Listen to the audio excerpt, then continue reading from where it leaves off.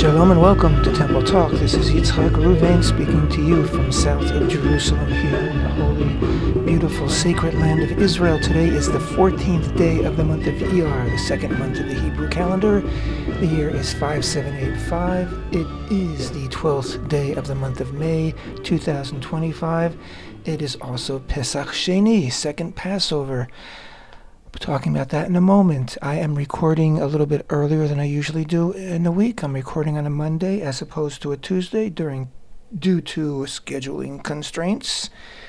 So it is Pesach Sheni, and it is also 29 days. Today is 29 days, 4 weeks, and 1 day of the counting of the Omer.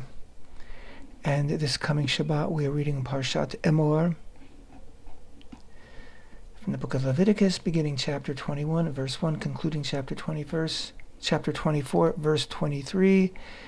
And we are getting closer and closer to the conclusion of the book of Leviticus and Parashat Emor.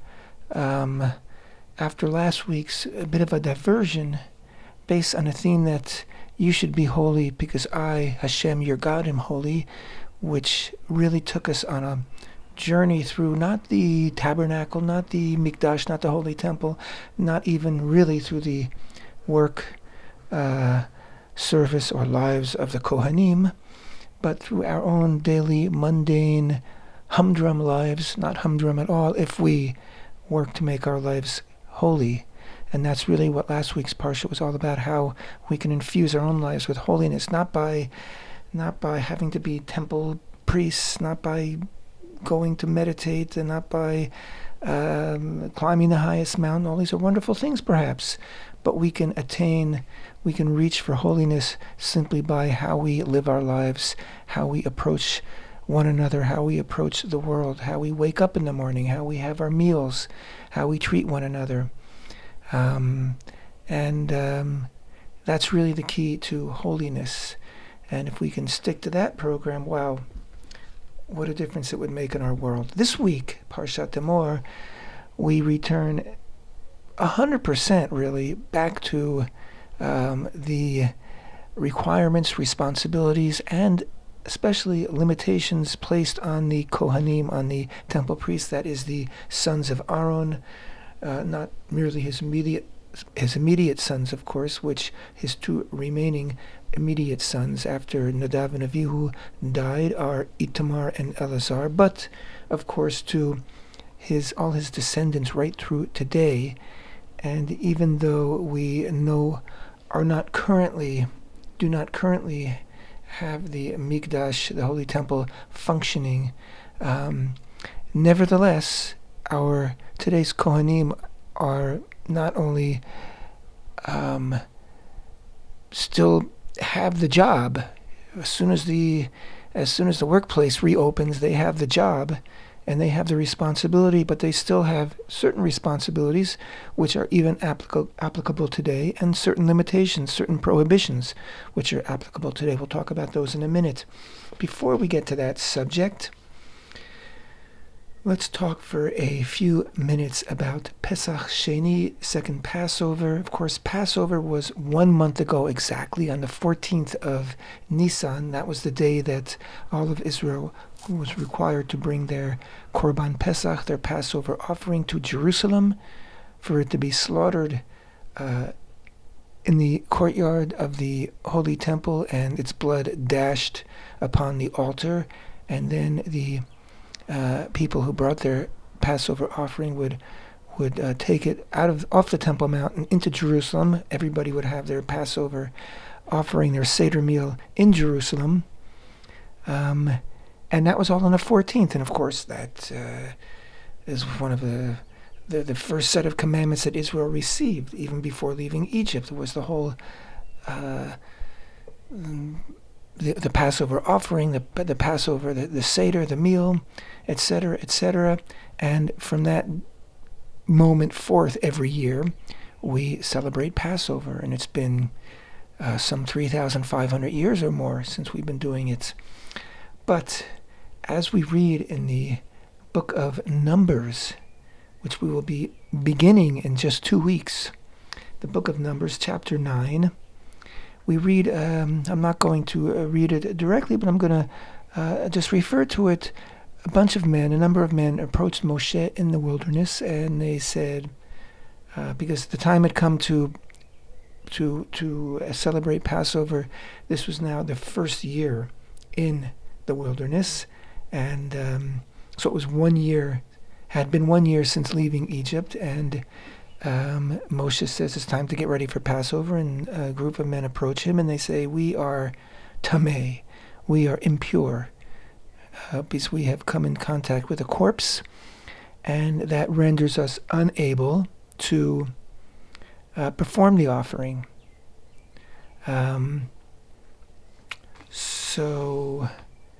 But we want to do it. What can we do? We really want to do this. It's like, it's very important to us, of course. And Moshe didn't have an answer for them.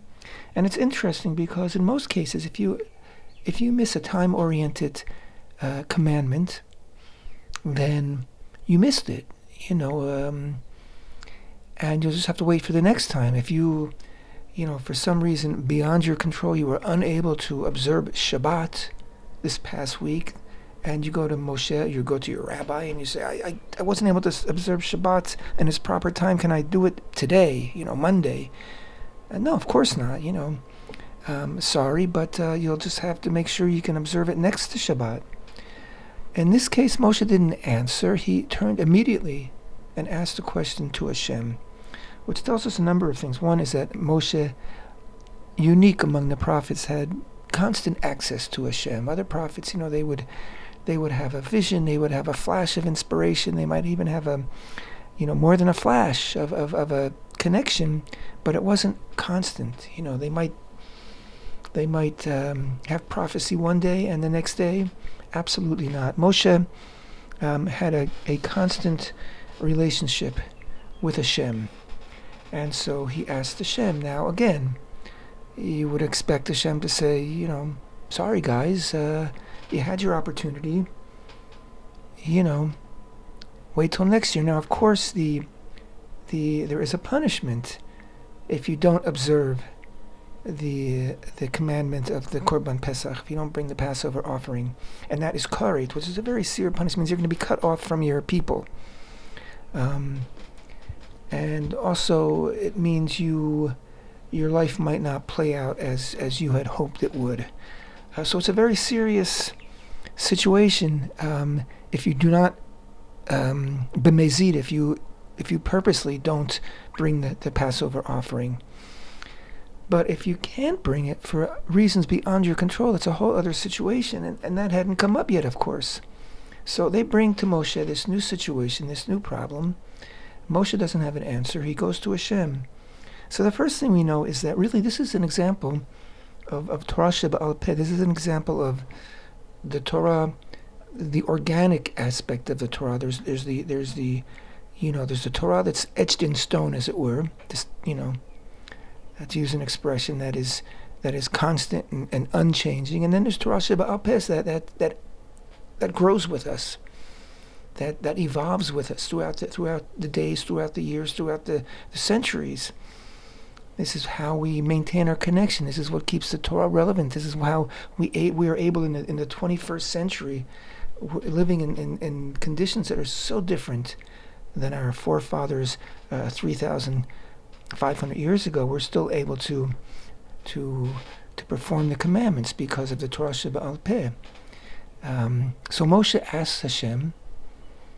And Hashem, again, as I start to say before, you might think, you had your chance, and you weren't able to do it. Okay, there's no karet here.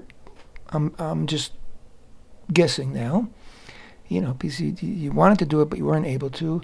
So next year. But no, Hashem says we're going to make a second Passover, exactly 1 month from the first Passover, and it's going to be a 1-day holiday. And it's going to be applicable to everyone who was unable to bring the Passover offering for one of two reasons. Because like these men, they were tameh mit. They were impure because of contact with a corpse. and therefore they were not able to enter into in their case, the inner courtyard of the tabernacle, later the Mikdash, the Holy Temple, and perform the offering, or because you were on your way to Jerusalem and you just weren't able to make it in time.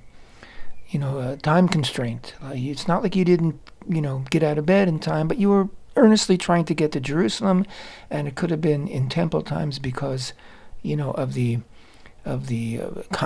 traffic on the roads and in the path toward Jerusalem, or it could be simply that there was bad weather and it caused you to delay, or perhaps something else happened along the way. Someone got ill, someone got hurt, who knows? But for reasons beyond your control, you were unable to arrive by the 14th of Nisan in Jerusalem, so you have a second chance. In ancient times, of course, that meant that someone who was not quite able, to reach Jerusalem in time, and let's say they got to Jerusalem on the 15th, they would stay in Jerusalem for the next month. You're not going to go home and come back, because when you were traveling by foot or on the back of a donkey, you didn't have time, the luxury of going back home and coming back again the next month. So you would just stay in Jerusalem for the month. So in these two cases, Hashem says you can do it a second time. So from this we learn that there is such a thing as a second chance. And Hashem basically is sanctifying this concept of second chance. Yes, you weren't able to do it the first time, you can do it a second time. And so even today, when we are unable to bring the Passover offering either on the 14th of Nisan or on the 14th of Iyar, although today some Jewish youths were arrested on the Temple Mount because they had actually succeeded in smuggling in a lamb on the 14th of Iyar onto the Temple Mount. They were immediately arrested for doing so. But the concept of second chance, sticks with the holiday, and second Passover is often referred to as the holiday of second chances, meaning, if at first you don't succeed, if you have the ratzon, if you have the desire, if you sincerely want to do something, God will give you a second chance.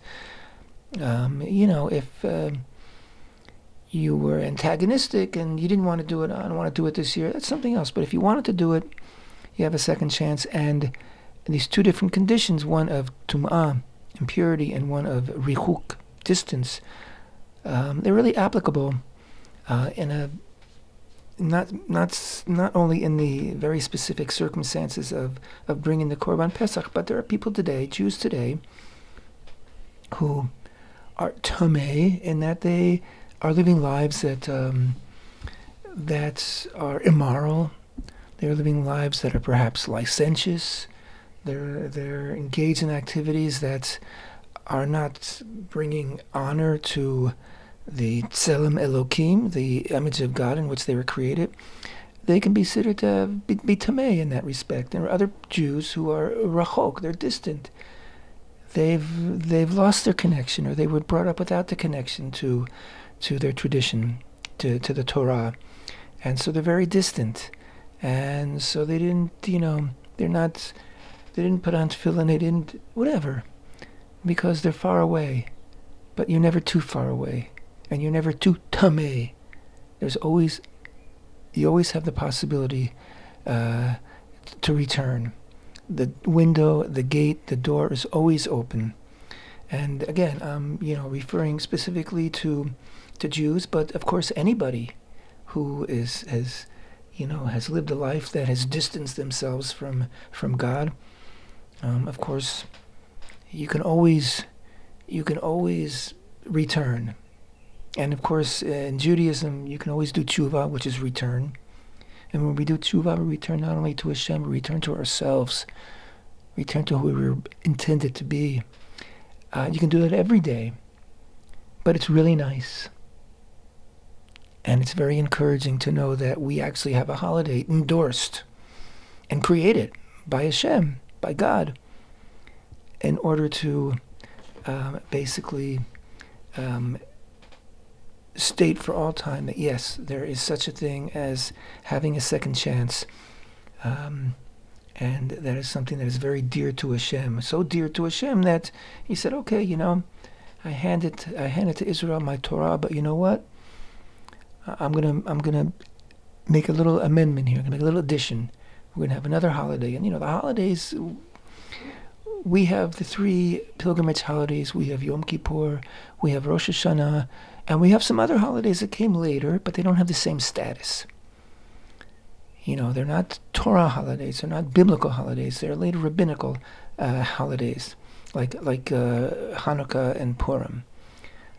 But this is an additional Torah holiday that wasn't in the original planning. So it is a tremendous tribute to humanity that Hashem gives us this extra day in order to perform and fulfill the mitzvah, the commandment that we were unable to at an earlier date. I just want to also add that the question, of course, comes up: why were these people tameh? Why were they tameh made? Why did they have contact with a corpse? And there are more than one tradition, but the generally accepted tradition is that these were the men who were given the responsibility of bringing along with them the bones of Yosef. If you recall, back in the very closing verses really, of Genesis, Yosef knows that he's going to die, and so he says to his brothers, I know that Hashem is going to take you out of Egypt one day, so swear to me that you will take my bones and bury me in Israel. And so, of course, it was a couple centuries later when it happened, and Moshe personally made certain to bring the bones of Yosef out of Egypt before Israel left Egypt, and apparently gave the responsibility of carrying the bones to other people. There's another tradition that states that they might have been the people, the cousins really, of Itamar and Nadav and Nadav and Avihu, the 2 sons of Aharon who were killed when they brought that strange offering, the Ketoret, the incense that they were not commanded to bring, and so their cousins were told by Moshe to bring their bodies out of the encampment, so they might have been tameh made from that. Another thing we learned from this is that, because we know there's a general understanding that if the majority of Israel would be discovered to be tameh met, when Passover is on the horizon, and there was no way for them to become tahor, to become pure. Let's say there was at the time no ashes of the red heifer. Nevertheless, because the majority of Israel was tameh, was impure, the ban of not being able to enter the Temple Mount with the impurity would be lifted, so that the commandment of Korban Pesach, Passover offering, could be fulfilled. So if they had no ashes of the red heifer at the time here in the second year in the wilderness, then this wouldn't have been a problem. So clearly, even though we don't read about the ashes of the red heifer until later in the book of Numbers, clearly from the very beginning, Israel was learned about the need for the ashes, and were able to create the ashes. There is a few verses very early in Israel's journey in the wilderness, which our sages interpret as being, it was right there, they say, where God told Israel about the ashes of the red heifer. I'm not gonna go into that right now. So then the next question is, if they had the ashes, why were they not able to take advantage of the ashes and to become pure? That, I must admit, I don't have the answer. Then maybe there is an answer. Maybe there is, a tradition. But I have not explored that. Maybe I need to do that. So anyway, that's the story of Pesach Sheni, second Passover. Today, it's considered to be what we call a minor holiday, meaning we work on this day. And we weren't told not to work on this day in the Torah. We're just told that anybody who had not brought the offering can now bring the offering, and they should have it with matzah, and they should have it with bitter herbs. But even today, we're not there. Even then, there was no ban against having chametz, against having leavened products on your property, in your household. And today, there are certain prayers that we usually say during the day that we don't say on holidays, and we don't say them on the day of Passover, Pesach Sheni, second Passover. And many of us will save some matzah from Passover and eat it on second Passover as a tribute, let's say, to the holiday. So it is something that is, definitely marked by Jews today, but it's a minor holiday, but an important holiday. And of course, the concept of second chances is very, very major. And that's second Passover. Just a short news bulletin. It became news today that Edan Alexander, an Israeli IDF soldier and an American citizen as well, is going to be released today by Hamas.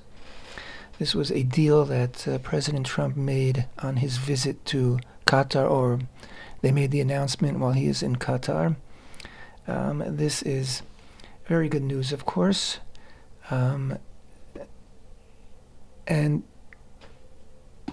it hasn't happened yet, but it's supposed to happen later today. With this, there's a lot of confusion, a lot of uncertainty. Israel hasn't been kept in the loop with these negotiations, and Israel is, there's all sorts of rumors going on that President Trump might put a lot of pressure on Israel to stop the war in Gaza. And President Trump apparently has received his $400 million jet as a gift from Qatar, which raises a lot of questions. Qatar is a sponsor of terror. It is the main financial supporter of Hamas. It is has become a main financial supporter of all those elite universities in the United States, which have become hotbeds of radical anti-Zionism and anti-West and anti-American activity. It is a horrible, horrible country that is about the size of a postage stamp, but has tremendous reserves of oil and I think natural gas, which makes it very important. And it exists because the United States has a military base stationed there. And if the United States were to say to Qatar, as wealthy as you are, if you don't do what we say, we are going to take our military base out of Qatar, and you'll be on your own. And then Qatar would, of course, do whatever the United States tells it to do. But it seems like no United States president has ever drawn that conclusion. So they haven't done it. On the other, they could do quite the opposite. It seems that if Qatar says jump, the West jumps. So it's a very uncertain situation. And again, there's a lot of fake news going on, so we don't know exactly what to believe. But Prime Minister Netanyahu has stated just today that Israel, is going to continue in our war to completely eradicate Hamas, which I'm very hopeful that will be the reality. But again, the good news is that Edan Alexander will be released today, and I know his mother was flown in from Tenafly, New Jersey, in order to meet her son on his release. So that of itself is fantastic, wonderful news, and we are hoping that it goes off without a hitch. And apparently, again, it sounds like Israel was not required to make any concessions to Hamas in order for this to happen. It was a deal that was made without any participation of Israel. I hope that is the case. I hope that we don't discover later on that Israel has been obligated to do something which would only threaten our effort to eradicate Hamas. Again, there's a lot of uncertainty, and so we don't need to speculate. We can just wait and see what happens. Let's talk about Parashat Emor and book of Leviticus, beginning chapter 21, verse 1, and concludes in chapter 24, verse 23. It is the third to the last reading of the book of Leviticus. It's the first time in a few weeks that it's a single parsha. We're not reading a double parsha. Next week, we will be reading a double parsha. So next week, we will be concluding the book of Leviticus by reading the final two portions of Leviticus, which are Bahar and Bechukotai. But this week, we're reading the single Parashat Emor. And here's how it begins, first in Hebrew, then in English. Vayamer Hashem el Moshe Emor el Kohanim b'nei Aharon v'amarta alehem lenefesh lo itama ba'amav ki im lish'ero akarov elav l'imo ula'aviv v'livno ula'vito ula'achiv ula'achoto habetula akrova elav asher lo hayata li'ishla itama lo itama ba'al ba'amav lehechalo. Okay. Hashem said to Moshe, say to the Kohanim, the sons of Aharon, and tell them, each of you shall not contaminate himself, meaning not become impure to a dead person among his people, except for the relative who is closest to him. This means, to attend to the body, or to attend the actual burial. You're not allowed, except for the relative who is closest to him, to his mother, and to his father, to his son, to his daughter, and to his brother, and to his virgin sister who is close to him, who has not been wed to a man. To her he shall contaminate himself. A husband among his people shall not contaminate himself to one who desecrates him. They shall not make a bald spot in their heads, and they shall not shave an edge of their beard, and in their flesh they shall not cut a gash. They shall be holy to their God, and they shall not desecrate the name of their God. For the fire offerings of Hashem, the food of their God, they offer, so they must remain holy. So it is imperative upon the Kohanim to remain in a state of purity, and so they must refrain from participating in the burial of a close relative. With these exceptions, certainly refrain from participating in the burial of a neighbor, an associate, a friend, or a distant relative. To this day, Kohanim, when they do attend a burial, they do not enter into the area where bodies are buried. They stand outside that area, a little bit in the distance, while the ceremony is taking place. They're there to pay their respects, but they do not enter into the actual area where there are corpses buried. So like I said before, this is one of those obligations, one of those prohibitions that applies to this day, and Kohanim who are aware and steadfast in their status as Kohanim observe this very scrupulously. They shall not marry a woman who is a harlot, who has been desecrated, and they shall not marry a woman who has been divorced by her husband, for each one is holy to his God. You shall sanctify him, for he offers the food of your God. He shall remain holy to you, for God, for holy am I, Hashem, who sanctifies you. Right, there's that expression that we read all throughout the last reading of Kedoshim. If the daughter of a Kohen will be desecrated through adultery, she desecrates her father, she shall be consumed by the fire. So there are these extreme prohibitions and penalties imposed upon the Kohanim that are not imposed, certainly to the same degree, on Jews that are not Kohanim. The Kohen who is exalted above his brethren, that means the Kohen Gadol, the high priest, upon whose head the anointment oil has been poured, who has been inaugurated to don the vestments, shall not leave his head unshorn, and shall not rend his garments, referring again to when a close relative has died. He shall not come near any dead person. He shall not contaminate himself to his father or his mother. So in the Kohen Gadol, even if his mother or father passes away, he's not to attend the burial or come close. In fact, Torah goes on to say, he shall not leave the sanctuary, and he shall not desecrate the sanctuary of his God. The Kohen Gadol resides on the Temple Mount. He does not leave the Temple Mount ever. Historically, there was one example of a Kohen Gadol who did leave the Temple Mount, and that is Shimon HaGadol. Shimon was the name, and he went out when Alexander the Great was entering with his army into the land of Israel and approaching Jerusalem.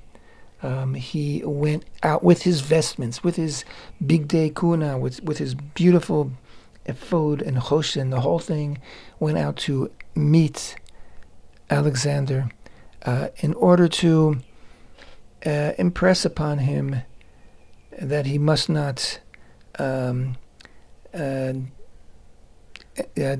destroy or even enter into the Holy Temple, which he did successfully.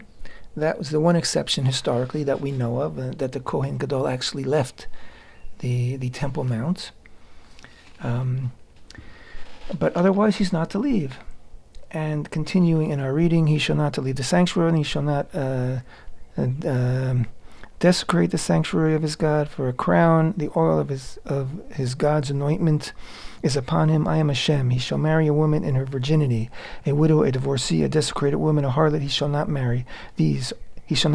Only a virgin of his people shall he take as his wife. Thus shall he not desecrate his offspring among his people, for I am Hashem who sanctifies him. And the Parashat Emor goes on to talk about other rules and regulations about the Kohanim. For example, it lists a whole list of all sorts of physical deformities, physical ailments, physical blemishes that a Kohen might have, which renders him unable to perform the offerings at the altar. And again, just as the offering itself had to be unblemished, the animal had to have no blemishes, it had to be a healthy animal, so too does the Kohen who's performing the offering. However, there were many other tasks that these Kohanim could perform in the Holy Temple, that they did perform, in fact. We posted a few things about this week on our Facebook page, and I encourage you to check those things out. And the Parsha of Emor basically, sticks very closely to the program of Leviticus, which is also known as the Torah Kohanim, the teaching of the Kohanim, the temple priests, because it talks all about the temple priests, the Kohanim, and it then talks about all the festivals that Israel will be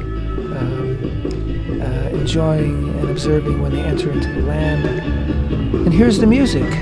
So, once again, in mid-thoughts, I've got to say farewell for this week. Thank you so much for being with me. Temple Talk.